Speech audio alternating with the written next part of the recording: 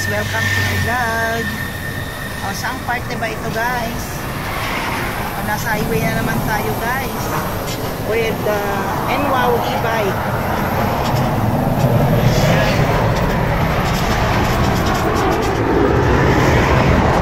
Dito tayo ngayon guys, Mayngani Norte, Santa Maria, Ilocos. Nagitay Aglaklaco, Itisuka guys along the highway. Ayan. So nandito tayo guys. Nandito tayo ngayon guys sa Mayngani Norte. O, diba? Mayngani Norte, Santa Maria, Ilocos Sur. Dagitay ayan ti Aglaklaco, Itisuka guys. So pag nangangailangan kayo ng mga suka guys. Suka. Ayan, suka. O, ayan. Oh, dito tayo ngayon guys. May nagtitinda ng suka.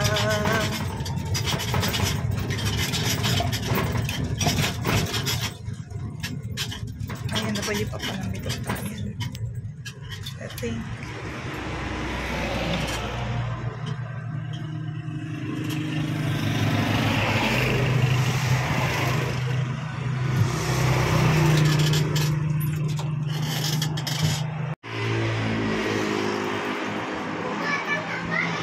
No, dagiti agsapsapol ti suka guys, may kayo dito yan gumatangin. Oh, ito lang igit ti highway guys.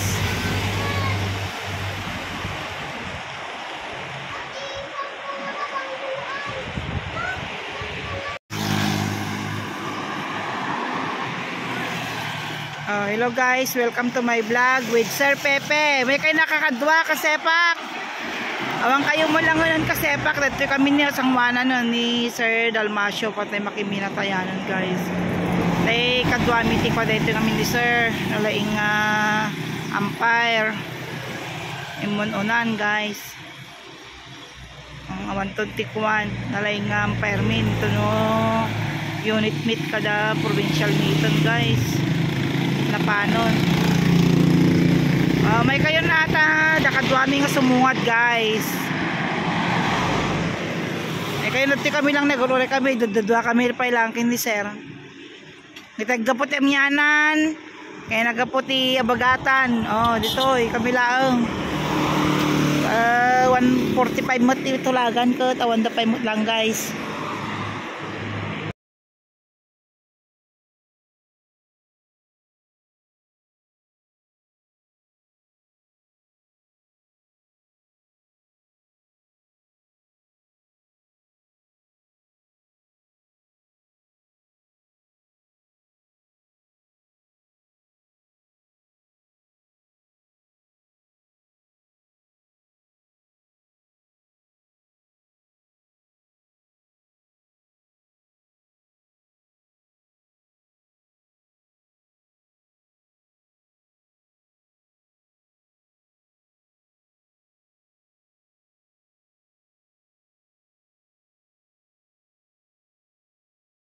Pero tila na kita idad mga kadwamin guys. Labo ba kayo? Tayin tayo.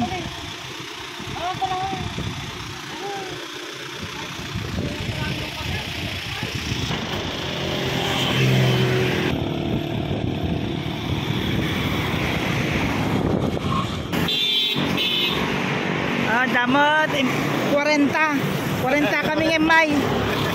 10 20 30 40 50 may ka 15 ang boy. Ay, dito yan guys. 1971 na lang ni Sir. 54 years old.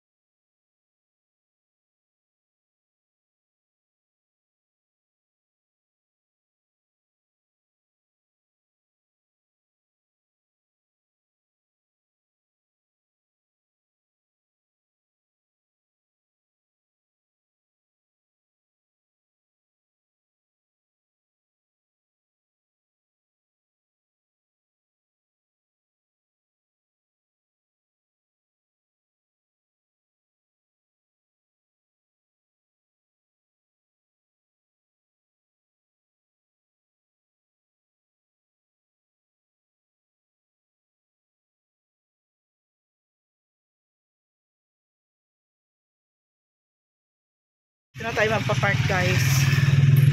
Ayun. So, ito lang muna tayo guys.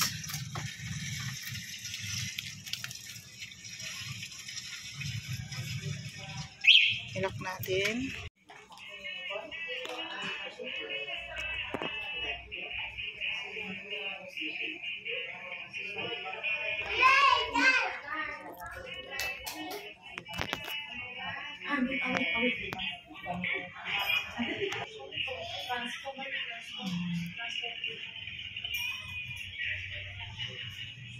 Guys, galing kami kanina doon sa kasamaan namin sa sports na si Sir Dalmasio.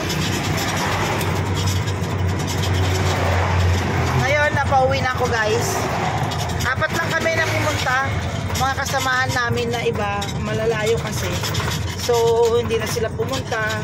Ginikas na lang ang kanilang mga saranay. So, yun ang binigay namin kanina guys. Ayan, meron din kaming na-accumulate na saranay. So, yun yung binigay namin kanina guys. Pauwi na ako.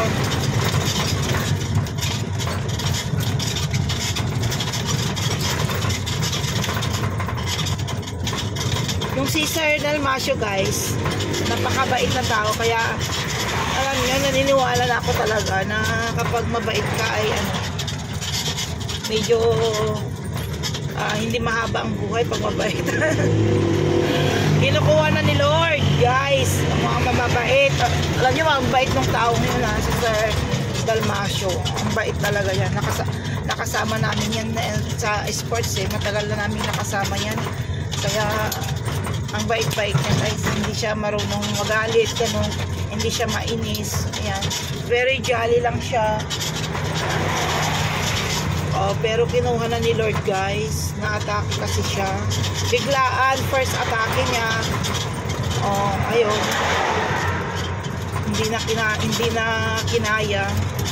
And he is 54 years old lang. 54 lang niya.